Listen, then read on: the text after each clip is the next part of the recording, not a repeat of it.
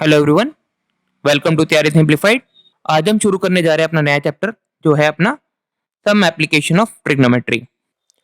Last chapter में हम लोगों ने ट्रिग्नोमेट्रिक को इन डिटेल समझा और उसके बेसिक कंसेप्ट को कवर किया। तो ये जो नया चैप्टर जो अपना स्टार्ट होने जा रहा है, ये प्रीवियस चैप्टर का ही कंटिन्यूशन है। इसमें हम लोग क्या करने वाले हैं, जो अपनी ट्रिग्नोमेट्री की रियल टाइम और प्रैक्टिकल एप्लीकेशंस हैं, उसको बेसिकली समझने की कोशिश करेंगे।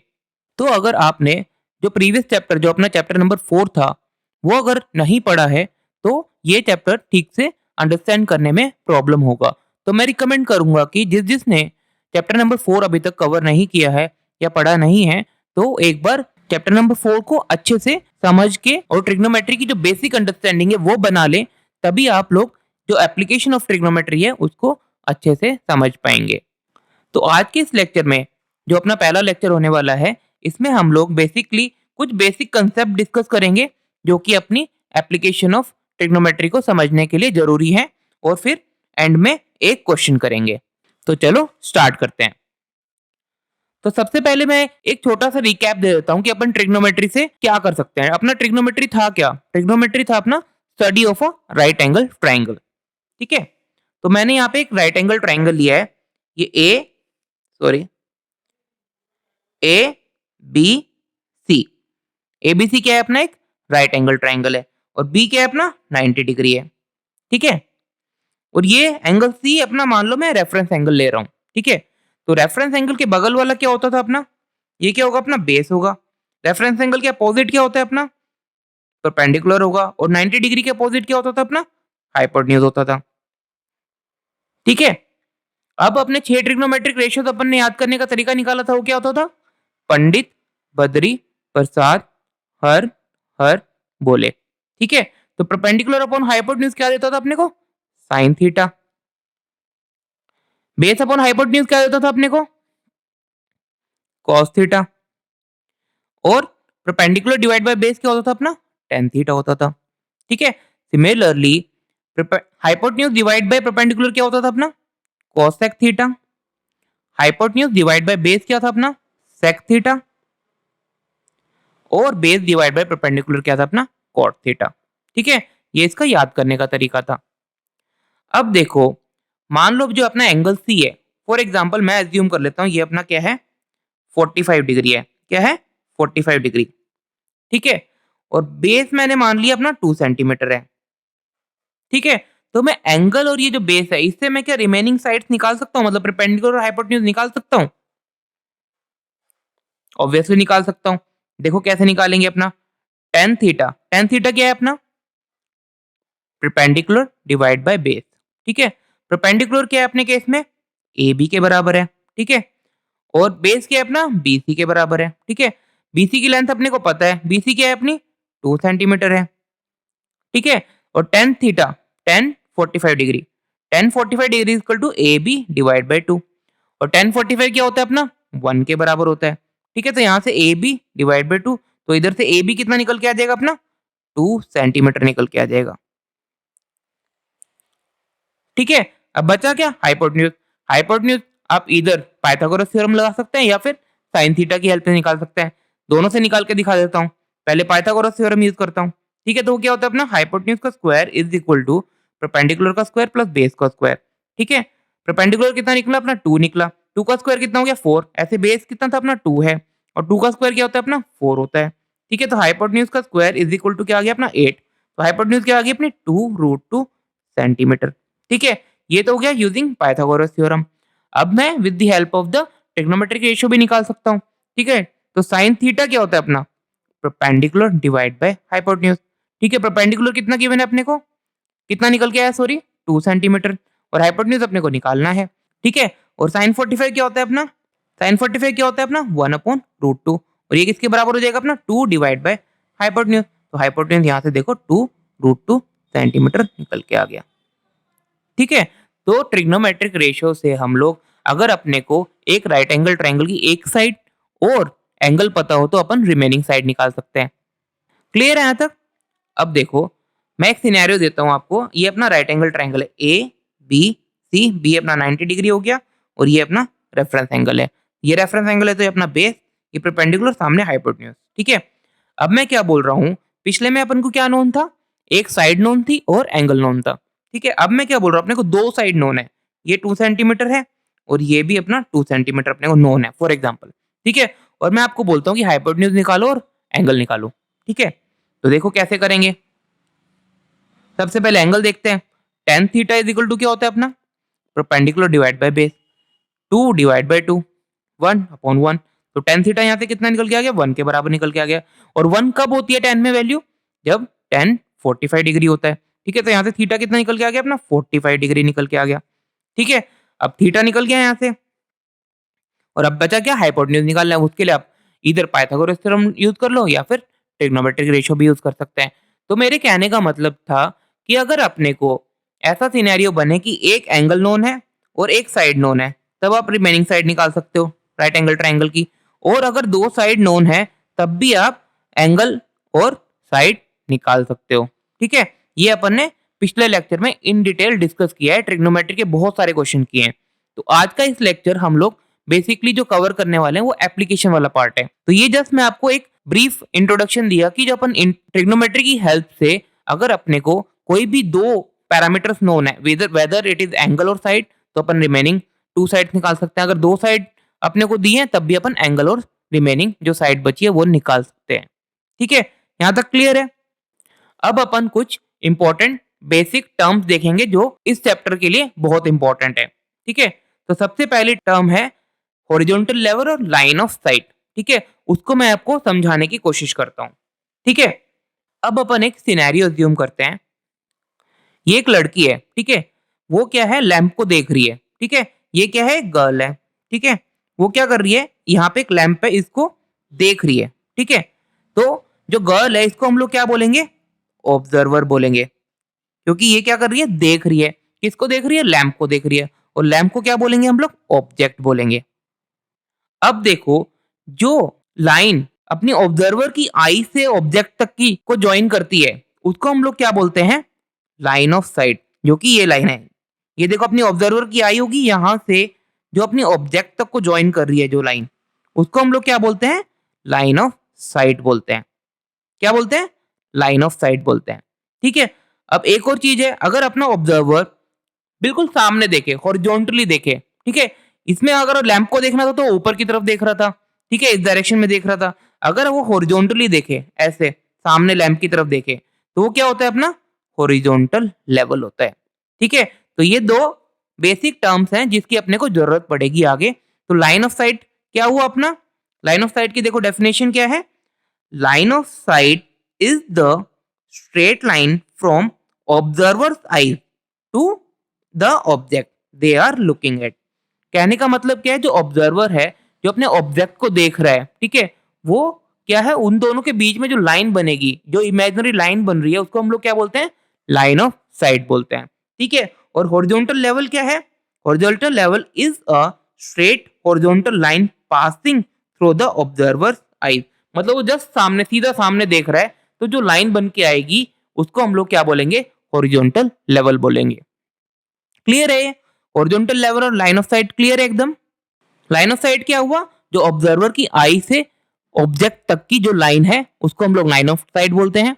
और हॉरिजॉन्टल लेवल क्या हुआ, जब ऑब्जर्वर सामने सीधा देख रहा है, हॉरिजॉन्टली जो देख रहा है सीधा एकदम, उसको क्या बोलेंगे, हॉरिजॉन्टल लेवल बोलेंगे। ठीक है, तो ये दो होगी, दो टर्म जो है, लाइन ऑफ साइट और हॉरिजॉन्टल लेवल।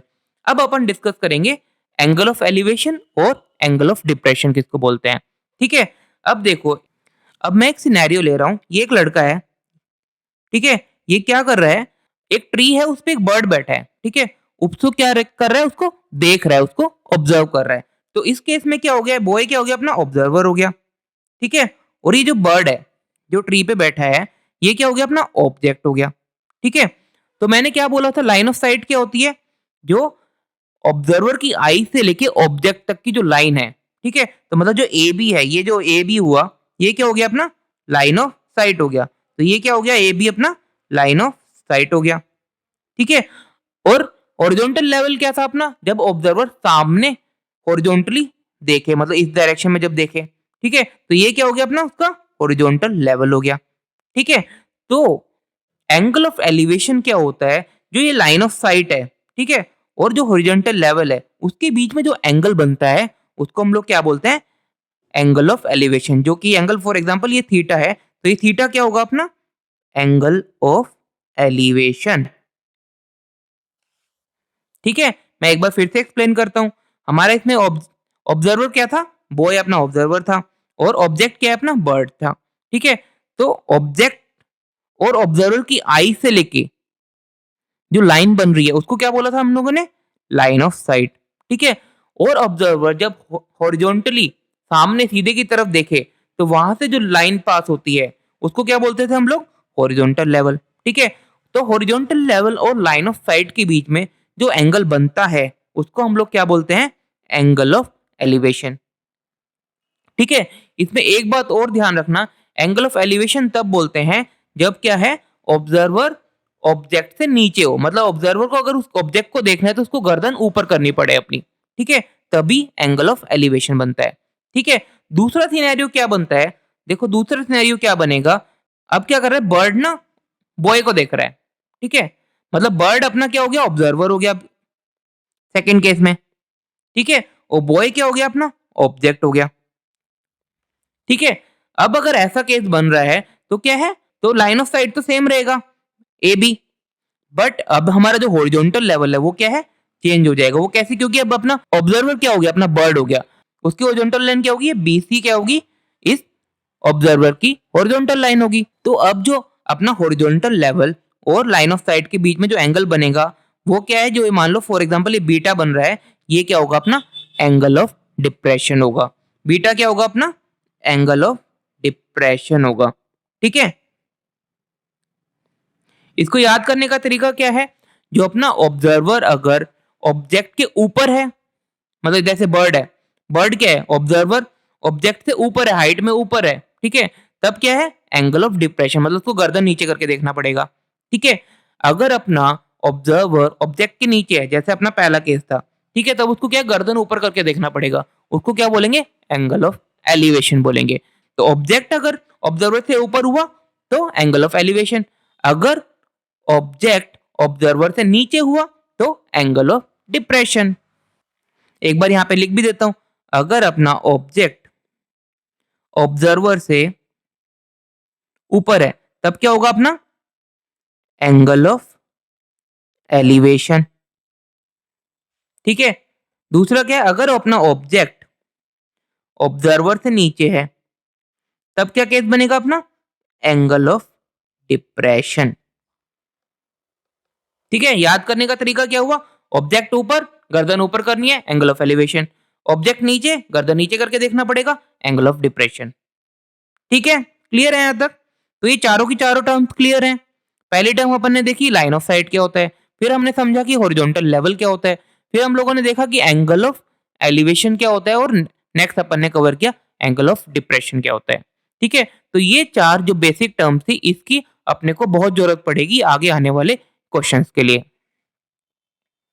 क्लियर है यहां तक, ज्यादा रटना कुछ नहीं है, जस्ट ये सिंपल सिंपल टर्म्स है, उसको दिमाग में रखना है और फिर अपन डायरेक्टली क्वेश्चन पे चलेंगे। तो चलो आज एक क्वेश्चन देखते हैं और फिर इस लेक्चर को यहीं पे एंड करेंगे। अब देखो क्वेश्चन में अपने को क्या बोल रहा है, an observer 1.5 metre tall is 28.5 metre away from the chimney. ठीक है, देखो मैंने एक डायग्राम यहाँ पे बनाया हुआ है आपके अंडरस्टैंडिंग के लिए। एक ऑब्जर्वर है जिसकी हाइट कितनी है, 1.5 मीटर। ऑब्जर्वर मैं मान रहा हूँ यहाँ पे एक लड़की है। ठीक है, ये जो लड़की है अपनी, ये क्या है अपनी, ऑब्जर्वर है। क्या है ये, ऑब्जर्वर है अपनी। ठीक है, और इसकी हाइट कितनी दी है, मतलब डीसी कितने दिए अपने को, 1.5 मीटर दिया है। ये कितना दिया है अपने को, 1.5 मीटर दिया है। ठीक है, और वो किसको ऑब्जर्व कर रही है, एक चिमनी है, यहाँ पे ये चिमनी है। ठीक है, चिमनी क्या हो गया इस केस में, अपना ऑब्जेक्ट हो गया। ठीक है, इसको ऑब्जर्व कर रही है, उसको देख रही है। ठीक है, और वो कितनी दूरी पे है, 28.5 मीटर अवे। ठीक है, तो ये जो ऑब्जर्वर है यहाँ से कितनी दूरी पे खड़ा है, 20, मतलब जो बीसी है ये कितना है अपना, 28.5 मीटर, ये अपने को गिवन है। ठीक है, अब देखो आगे क्या बोल रहा है, the angle of elevation of the top of the chimney from her eyes is 45 degree. कहने का मतलब क्या है, वो चिमनी के टॉप को देख रही है, मतलब यहाँ पे इस पॉइंट को वो देख रही है लड़की, ठीक है। तो ये जो टॉप ऑफ द चिमनी हो गया, ये अपना इस केस में ऑब्जेक्ट हो गया, मतलब इसको वो ऑब्जर्व कर रही है, देख रही है, ठीक है। अब देखो जो अपना ऑब्जेक्ट है वो ऑब्जर्वर से ऊपर की तरफ है, तो उसको लड़की को गर्दन ऊपर उठा के देखना पड़ेगा। तो जो लाइन ऑफ साइट और जो ये हॉरिजॉन्टल लेवल है, ठीक है, इसके बीच में जो एंगल बनेगा, मतलब एडी अपनी क्या होगी, ये अपनी लाइन ऑफ साइट हो गई, ठीक है। और हॉरिजॉन्टल लेवल जो लड़की सामने सीधे की तरफ देखे, तो ये हॉरिजॉन्टल लेवल हो गया। तो इन दोनों के बीच में जो एंगल बनेगा वो कौन सा एंगल होगा, वो एंगल ऑफ एलिवेशन होगा। और वो कितना गिवन है अपने को, 45 डिग्री गिवन है, ठीक है। और फिर निकालना क्या है, what is the height of the chimney, मतलब ये जो ए बी है, जो हाइट चिमनी की हाइट है, वो अपने को निकालनी है। मैं एक बार इसका थोड़ा सिंपल डायग्राम बना लेता हूं।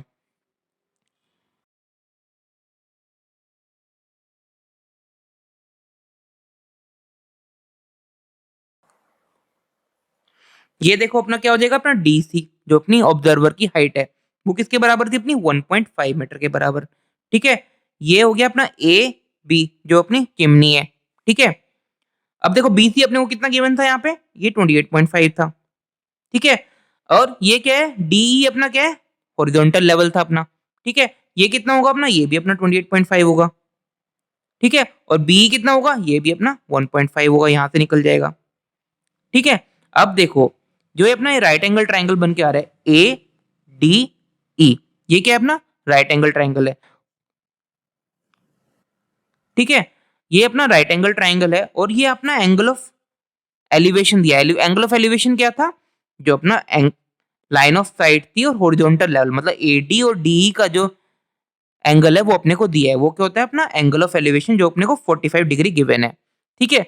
अब देखो अपना राइट एंगल ट्राइंगल क्या बन रहा है, अपना राइट एंगल ट्राइंगल क्या बन रहा है, ए डी ई, तो ये अपना राइट एंगल ट्राइंगल बन रहा है, ठीक है। तो इसमें देखो अपनी क्या क्या नोन है इसमें, एक तो इसका बेस नोन है अपने को, ठीक है। रेफरेंस एंगल के बगल वाला बेस, ये परपेंडिकुलर, ये हाइपोटेन्यूज, ठीक है। बेस अपने को नोन है और एंगल अपने को नोन है, तो यहां से अपन परपेंडिकुलर और हाइपोटेन्यूज निकाल सकते हैं, ठीक है। अपने को निकालना क्या था, चिमनी की हाइट निकालनी है, तो हाइपोटेन्यूज निकालने की जरूरत नहीं है, सिर्फ परपेंडिकुलर निकाल लेंगे, तो परपेंडिकुलर प्लस ये जो 1.5 करेंगे, तो यहाँ से अपनी चिमनी की हाइट निकल के आ जाएगी, ठीक है। तो देखते हैं अब कैसे निकालेंगे परपेंडिकुलर। tan थीटा वो किसके बराबर होता है अपना, perpendicular divide by base. Perpendicular इस केस में क्या है अपना, AE के बराबर है, ठीक है। ये परपेंडिकुलर है AE, और बेस किसके बराबर है अपना, DE के बराबर है, ठीक है। और एंगल कितना है अपना, 45 डिग्री अपने को गिवन है, तो AE divide by DE, DE कितना है अपना 28.5, ठीक है। और tan 45 क्या होता है अपना 1 के बराबर होता है, तो AE डिवाइड बाय 28.5, तो यहाँ से अगर AE देखेंगे तो कितना आ जाएगा अपना 28.5 मीटर, ठीक है। अब अपने को निकालना क्या था क्वेश्चन में, चिमनी की हाइट निकालनी थी, ठीक है। तो हाइट ऑफ चिमनी किसके बराबर होगी अपनी, AE प्लस BE के बराबर, ठीक है। AE कितना अपना निकल गया है 28.5 और BE कितना है अपना 1.5, तो चिमनी की हाइट कितनी निकल के आ गई अपनी 30 मीटर, यही अपने को निकालना था, ठीक है। तो ये है एप्लीकेशन ऑफ ट्रिग्नोमेट्री। तो प्रीवियस चैप्टर में हम लोगों ने ट्रिग्नोमेट्री को समझा था, बट एप्लीकेशन वाला पार्ट हम लोगों ने नहीं कवर किया था। तो ये उसकी एप्लीकेशन है, मतलब ट्रिग्नोमेट्री की बहुत सारी एप्लीकेशंस होती हैं, ये वन ऑफ द एप्लीकेशन है जो ट्रिग्नोमेट्री की, और हम लोग इस पे बेस्ड काफी सारे क्वेश्चन नेक्स्ट लेक्चर में कवर करेंगे। तो आज का लेक्चर हम लोग यहीं पे खत्म कर रहे हैं। आज के लेक्चर में हम लोगों ने बेसिकली जो कवर किया वो बेसिक कुछ टर्म्स कवर की। सबसे पहले देखा कि ऑब्जर्वर क्या होता है, ऑब्जर्वर एंड ऑब्जेक्ट क्या होता है, ठीक है। उसके बेसिस पे हम लोगों ने समझा कि लाइन ऑफ साइट क्या होता है। लाइन ऑफ साइट क्या है, एक लाइन है ऑब्जर्वर और ऑब्जेक्ट के बीच में, ठीक है। फिर हम लोगों ने देखा कि हॉरिजॉन्टल लेवल क्या होता है। हॉरिजॉन्टल लेवल क्या है, जो ऑब्जर्वर है वो स्ट्रेट सामने हॉरिजॉन्टली, जो उसकी आंखों के सामने से एक जो लाइन पास होगी हॉरिजॉन्टल लाइन, उसको क्या बोलते हैं हम लोग, हॉरिजॉन्टल लेवल बोलते हैं। फिर हम लोगों ने फोर्थ क्या कवर किया इसमें, angle of elevation. Angle of elevation का मतलब क्या है, जो अपना ऑब्जेक्ट है, ठीक है। ऑब्जेक्ट क्या है, ऑब्जर्वर से ऊपर की तरफ है, मतलब उसको क्या है अपने गर्दन ऊपर की तरफ करके देखना पड़ेगा, मतलब उसको गर्दन को एलिवेट करके देखना पड़ेगा। तो जो एंगल लाइन ऑफ साइट और हॉरिजॉन्टल लेवल के बीच में जो एंगल बनेगा, उसको हम लोग क्या बोलते हैं? एंगल ऑफ एलिवेशन बोलते हैं। और फिर देन हम लोगों ने एक टर्म पढ़ी, angle of depression. Angle of depression का मतलब क्या था? जब अपना ऑब्जेक्ट है, मतलब जो अपना ऑब्जेक्ट है वो ऑब्जर्वर से नीचे है, मतलब अगर ऑब्जर्वर को ऑब्जेक्ट को देखना है तो गर्दन नीचे करनी पड़ेगी, मतलब उसको नीचे की तरफ गर्दन झुकानी पड़ेगी। तब जो एंगल हॉरिजॉन्टल लेवल और लाइन ऑफ साइट के बीच में जो एंगल बनेगा, उसको हम लोग क्या बोलते हैं? एंगल ऑफ डिप्रेशन बोलते हैं। और फिर एंड में हम लोगों ने एक बहुत अच्छा क्वेश्चन किया based on the above concept. Next lecture में हम लोग इसी को कंटिन्यू करेंगे और बहुत सारे क्वेश्चन इससे रिलेटेड करने वाले हैं। तो होप आपको ये लेक्चर अच्छा लगा हो। अगर अच्छा लगा है तो अपने दोस्तों के साथ जरूर शेयर कीजिए और हमारे चैनल को सब्सक्राइब कीजिए for more such videos in future. Thank you so much. Happy learning with us. Have a great day.